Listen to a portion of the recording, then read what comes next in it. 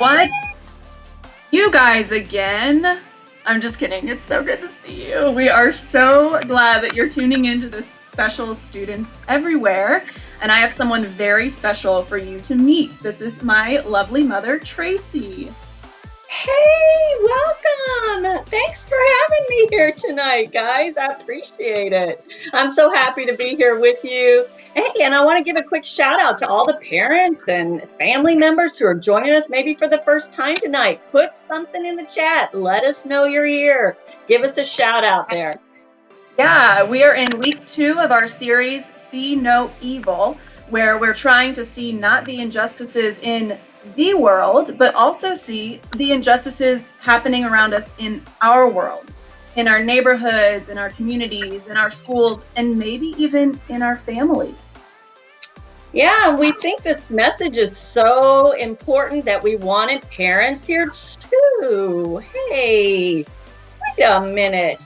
Did you want me here, Hannah, because you think that I'm this mean-spirited, evil mother that should be watching because there's been some great injustice in our home?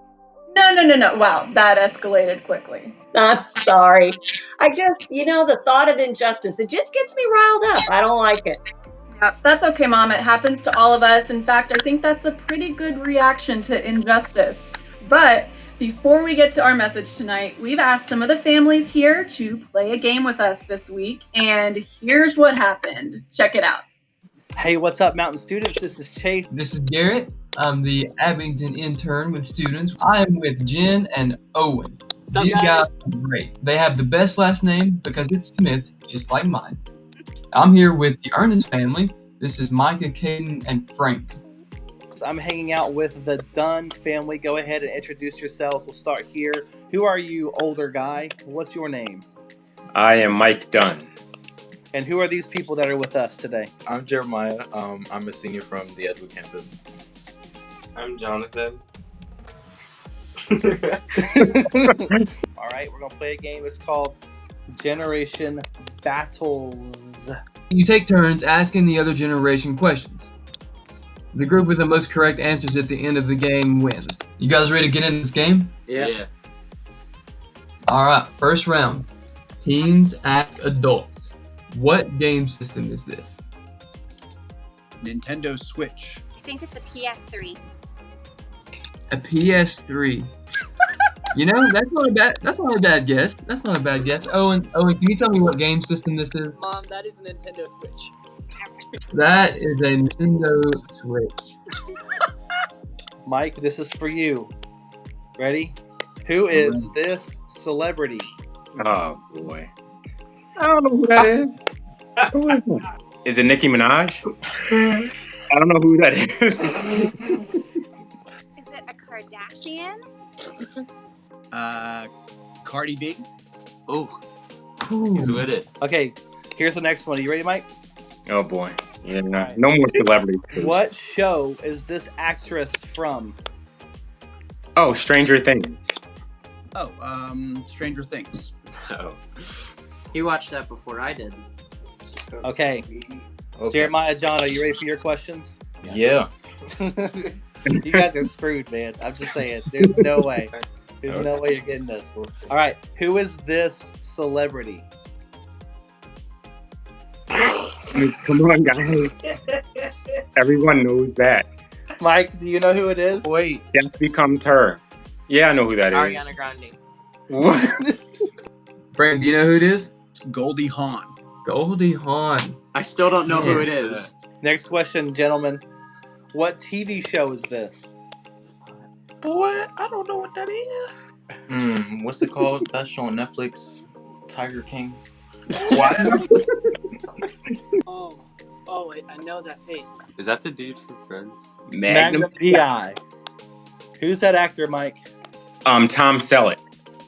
What are the names of 2 dances from the most beloved popular game, Fortnite? No. That's called Take the L right there.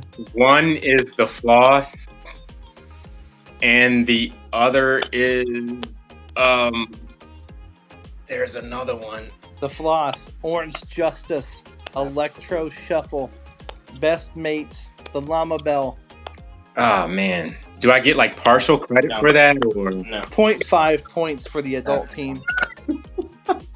What feature alters Snapchat pictures? Filters. I'm gonna call it enhancement, editing. Filters? Snapchat filters. That's kind That's 1 point for Jim. awesome. What do you call a humorous image, video, or piece of text that's spread around virally? Meme. A meme? A meme.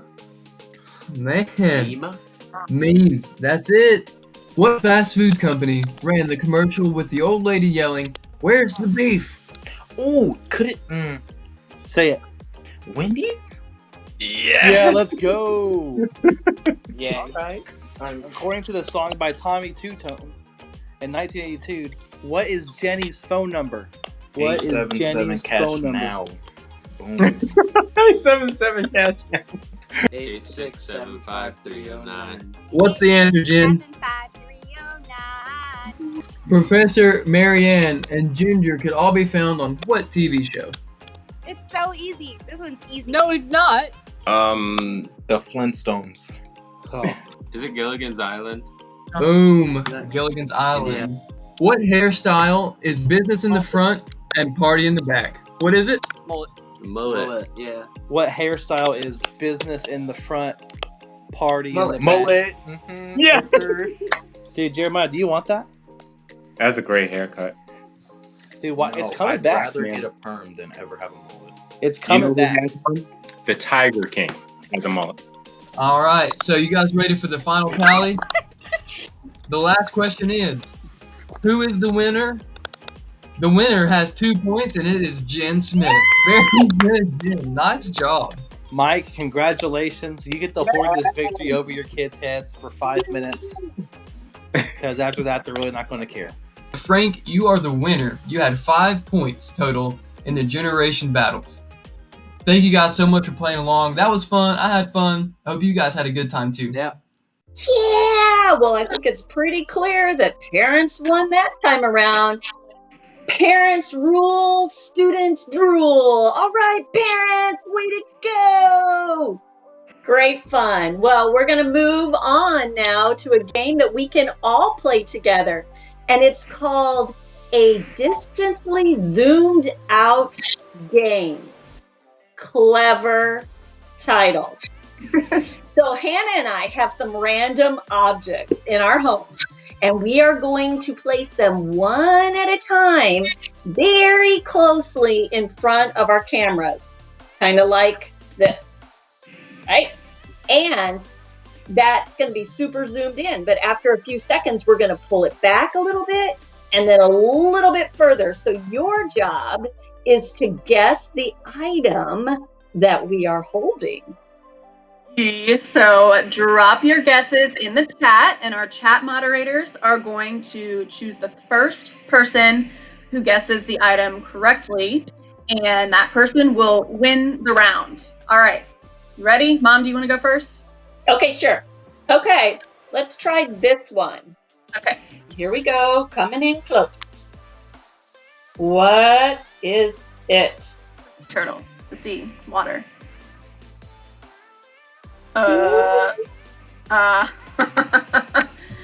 Hand sanitizer. Yes, it is. Quite appropriate for today and also for sale for $1,250. Wow, that's more than the stimulus check. So you're just like trying to make bank there. Stimulus check plus $50. You know what? I think that's a steal. Your turn. Here comes. A grape. It is a rug. It is a blanket. It is. Oh, there's an elephant. It's Ellie the elephant. It's Ellie the elephant. Hey, Ellie. Also me in a former life. aka 2 weeks ago when I transformed into this stuffed animal, because magic. Go ahead and put your comments in the chat, make your guesses. We're gonna choose whoever gives us the first correct response. So make sure you're throwing your guesses in the chat there. All right, let's try this one. I'm ready. It is a black screen. Blackness, a black hole, darkness. Free Shavakadu! What are we doing? Yeah, maybe you don't quite understand that reference. It's fine. It's an avocado. It's an avocado! Shall we do another one? Maybe I've got one more here. Let's see. Coming in hot. Okay. It is Wishiwashima avocado. No. Ooh, No more it's so avocados. good. Oh, I know who that is. That's Larry. Who was the cucumber? Larry the cucumber Larry from the Becky Hill? No. Oh, Mickey Mouse? What? Oh, cool. Mickey Mouse. I love it. It's a big succulent. Or a cacti. Yay. Larry the cucumber. It did look like Larry the cucumber. Throwback to my childhood. Yeah. We're the pirates who don't do anything. We just stay home. And lie around. Oh, Hey, that's that's a really great. good song for right now. That's like what we're doing right now. That was a good Well one. done, everybody. That was so much fun. Thanks for playing. Great job to those of you who guessed the correct items. Your prize tonight is, drumroll, knowing you have a knack for seeing weird objects and having faster Wi-Fi than all of your friends. Great job. Yes, well done, everyone. You have great eyes. Get it? See no evil. It lines up with our message. Wow, I know. See what we did there? Okay, speaking of seeing, we hope that you're signed up to receive our text messages. That way you can know what's happening around here at Mountain Students. If you want to join, you can text MCC Students to 39970. And tonight we're going to continue into our series, See No Evil. And our Abingdon student pastor, Chase, is going to be giving our message. So here's a quick shout out to you, Abingdon folks. Woo! Abingdon! Woo! So, here is Chase, fresh off his birdwatching adventures. Take it away, Chase. Who's the best doggy? Who's the best doggy? Who is it? Is it Annie? Is it Annie, girl? Oh, hey everybody, how you doing?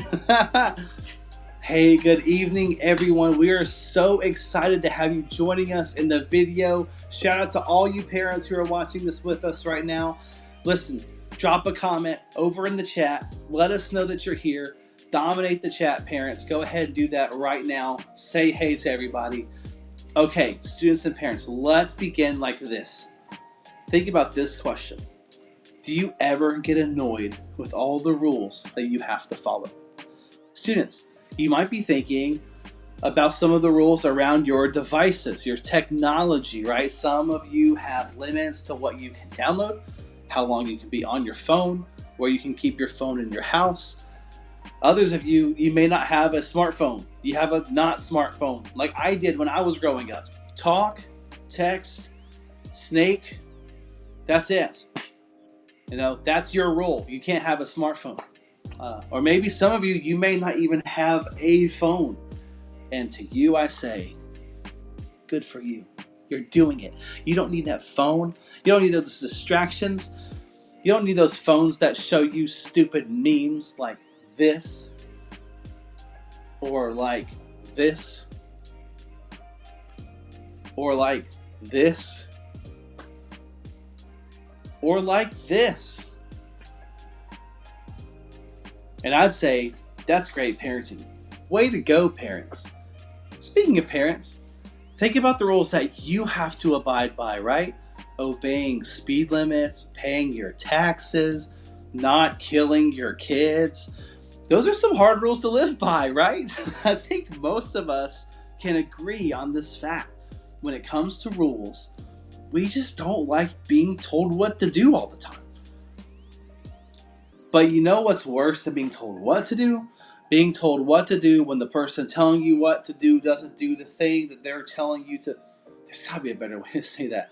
Here's what I mean. Students, if your parents are with you right now, turn to them. Look them in the eyes. When they tell you that your screen time is over for the day, but you think they've been on their screens longer than you? Yeah. Stings a little bit, doesn't it, Mom and Dad? Stings a little bit. Or parents, here's one for you. Go ahead. Look at your student and stare into their cold, dead, dark eyes. When they tell you that you need to be better about being on time when they're getting up every day super late for school, or when they tell you need to be better organized, then they come barging into your room demanding you take them somewhere to someone's house. They never told you that they were going to do that, right? It just happened. Yeah. Track moves both ways, people. And it can be annoying, right? Because when people place a rule or an expectation on you that they don't actually follow themselves, it's pretty annoying. Okay, I'm going to drop a pretty heavy word here, and we're going to talk more about it tonight. It's the word hypocrite. Take a breath. I'm not saying the people sitting next to you are hypocrites. Let's relax. But what I am saying is that all of us in some ways have some hypocritical tendencies. Because here is some wisdom that I've learned in my vast 30 years on this planet Earth so far. People who are hypocritical are not just annoying, but they can discredit or invalidate their authority. I mean, do you want to listen to someone who is not practicing what they're preaching? No, of course not. It's annoying. It's frustrating. But do you know what else is true about hypocrites? They don't usually know they are hypocrites.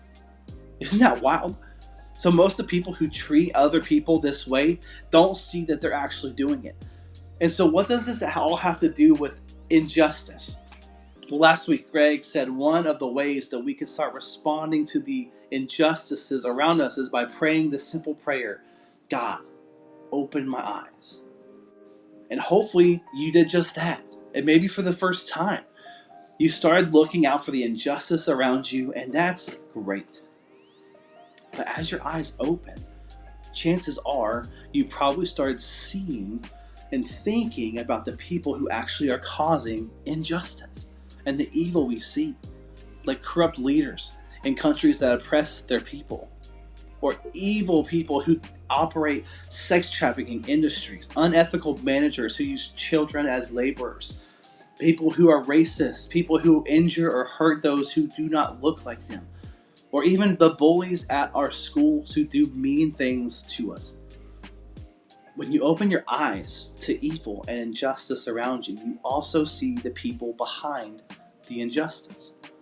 When someone starts talking about injustice, we tend to start thinking of the people who are making that injustice happen. And we think about how bad they are and how wrong they are and how someone should stop them. And we think about the punishment that they should deserve, because if we could just stop all the bad people in the world, the people who hurt, oppress, or take advantage of other people, then we could solve all the problems of injustice, right?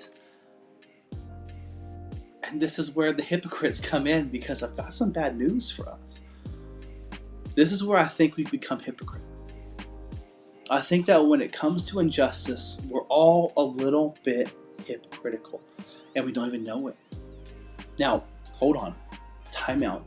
I'm not saying that we're doing terrible, awful, no good, dirty, rotten things to people like we see on the news, like selling kids, oppressing people, all that bad, terrible stuff. But what I am saying is I think if we were honest, we could admit that we sometimes hold people to a different standard of right and wrong that we don't apply to ourselves. We can point to the wrongs we see people committing in our schools, but have you ever stopped to wonder if we're guilty of those same things?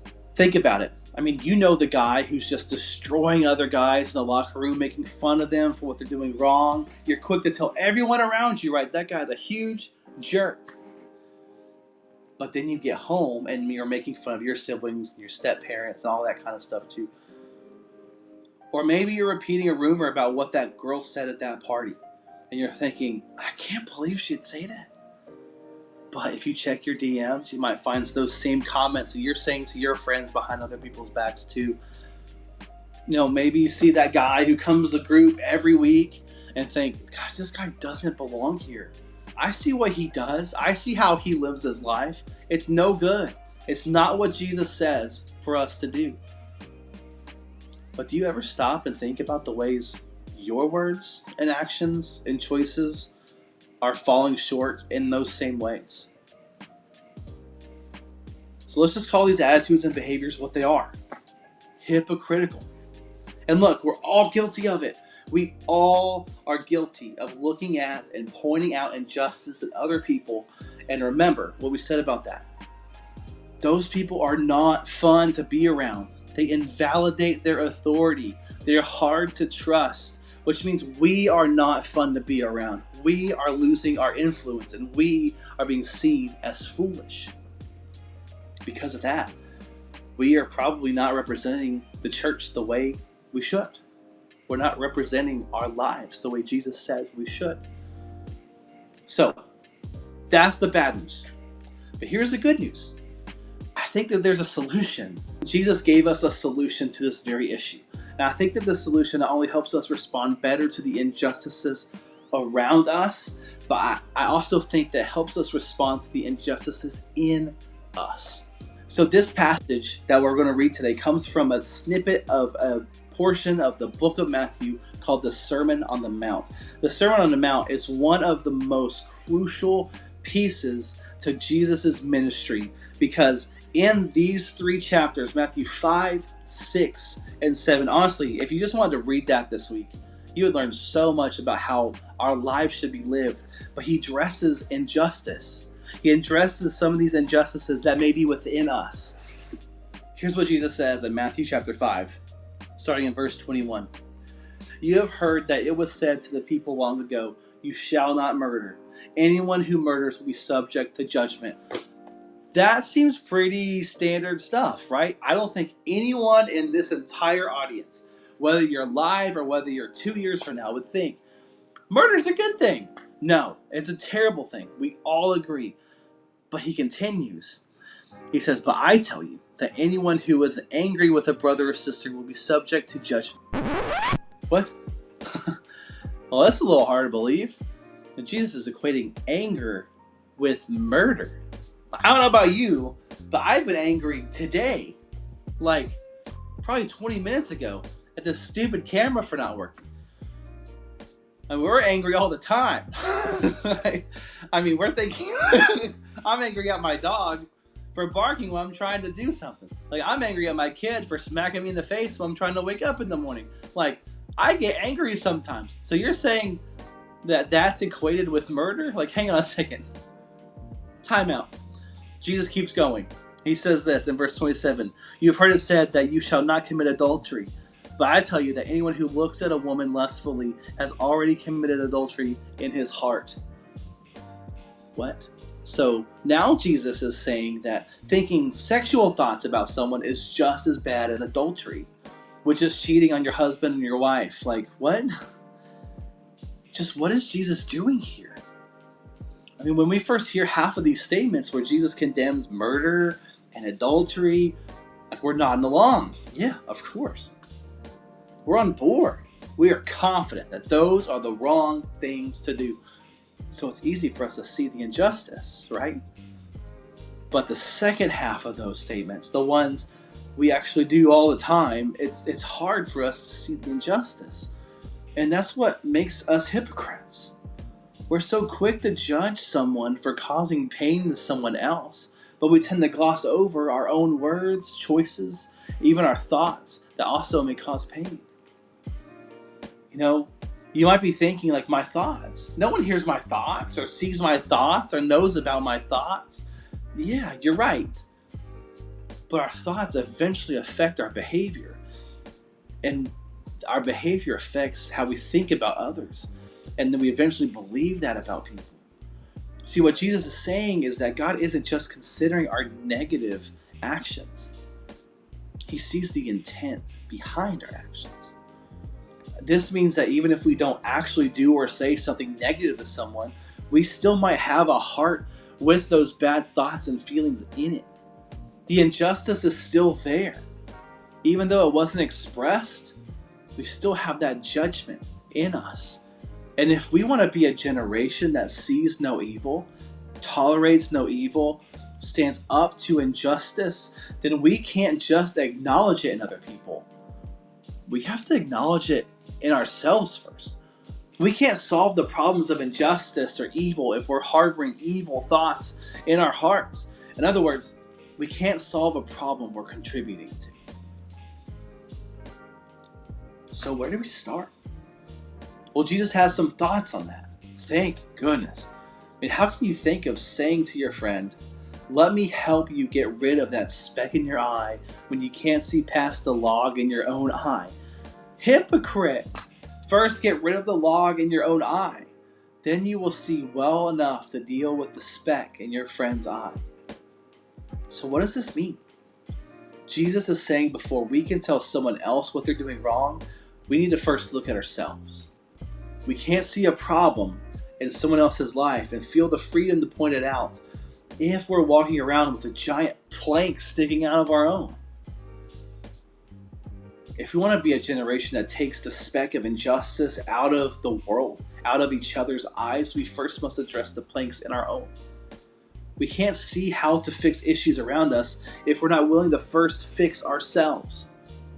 Because before you can act on the injustice around you, you have to pay attention to the injustice in you.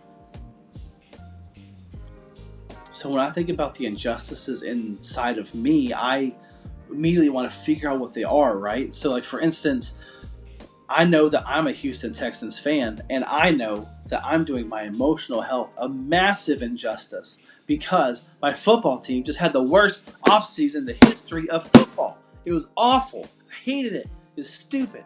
Anyway, by the way, I think I'm looking for a new football team to root for. I'd love any and all requests. I'm not accepting the Ravens. I'm not accepting the Browns. I'm not accepting, I don't know, I might be a Buccaneers fan because Tom Brady's awesome and Gronk is hilarious. That'd be fun. Anyway, all kidding aside, I know that we all need to do a double take on ourselves. For many of us, we've been going through life in tunnel vision. We see what's only directly in front of us. And whether you're 11 to 85, like, we're all guilty of injustice. And that may sting a little bit to hear. But the good news is we're not without redemption. Because of Jesus, whatever wrongs we've committed, whether if they're joking or just thought about, or if they're just written, or if they're in an Xbox Live party, like God is willing to forgive and restore us. Today we want to start by simply asking God to help me see the injustice in me. And that is some good work to do. But just like doing something about injustice around us has to start with seeing, so does doing something about that injustice. We have to start doing. You've got to pay attention to the injustice in you, as hard as that may be. So this week, let's start by saying this simple prayer. God, help me see the injustice in me. Ask Him to open your eyes to things in yourself. Maybe you have some hatred towards somebody or some kind of person, or anger towards someone because of something they did. Or maybe you struggle with habits that kind of accentuate evil promotions of practices. I'm talking about pornography here. Habits at school or home that exclude people from living the life that they're called to live, or treating people like they're not as important as you are. You might have a lack of compassion for people who are suffering around you. Or your harsh words that you've said to someone have really taken root and have really started devastating people. When you ask God to start to help you see the injustices, He's going to respond by opening your eyes. And when He does, it can hurt, tunnel vision. It's kind of dark on the outside, but when you have all the light let in, it can be a little overwhelming. But the point isn't to make ourselves feel miserable. we can commit to just taking one step at a time. One right next step. He shows us what we need to do. And maybe it's as simple as changing a behavior. Or maybe it's going to require some accountability from a trusted friend or a group leader. And maybe you want to involve, apologizing to somebody as part of this next step. Whatever it is, ask God to help you see and then do something about it. Now, here in a moment, we're going to break into our groups to discuss this further. But I wanted to mention one more thing that we each have the opportunity to do this week. Your group leader has some material to help you assess where you are with the injustices in your own life. We call it a self-assessment. And we're asking each student to take the assessment and then share your results with your group leader, who's someone who should know you, who you shouldn't be afraid to open up with. You shouldn't be ashamed to tell them this part of you. And maybe that's a step that you need to take tonight. If you're not in a group, get in a group. Have that accountability. Have that someone who can speak into your life, who can tell you when you're wrong, who can show you a better way. We also have this document called a blind spot check. When you're driving down the road, those of you who drive, parents, you know exactly what I'm talking about. You look left, you look right, you can see everything here, but there's some spots around you just can't see.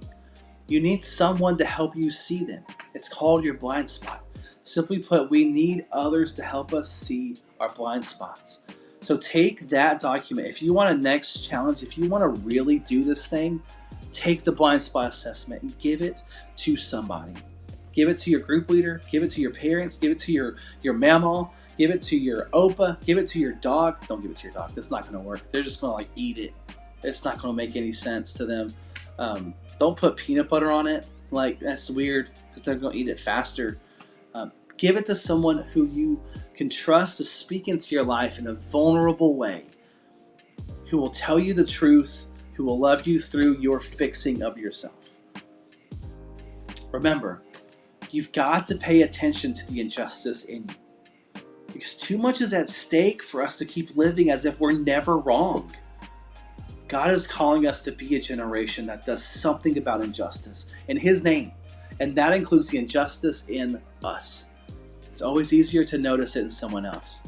But we can't fix a problem outside of ourselves and ignore the problem that's a part of us.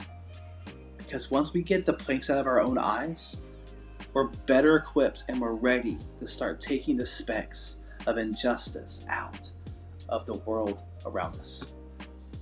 Pay attention to the injustice in you. Friends, have a great week. So pay attention to the injustice in you. We're all guilty of doing wrong to others sometime or another, and we can all take steps towards making our worlds a safe place for all people. Thanks, Chase, for that message tonight. Yes, thank you, Chase. So, guys, this is the part of the show where we are going to dismiss to small groups.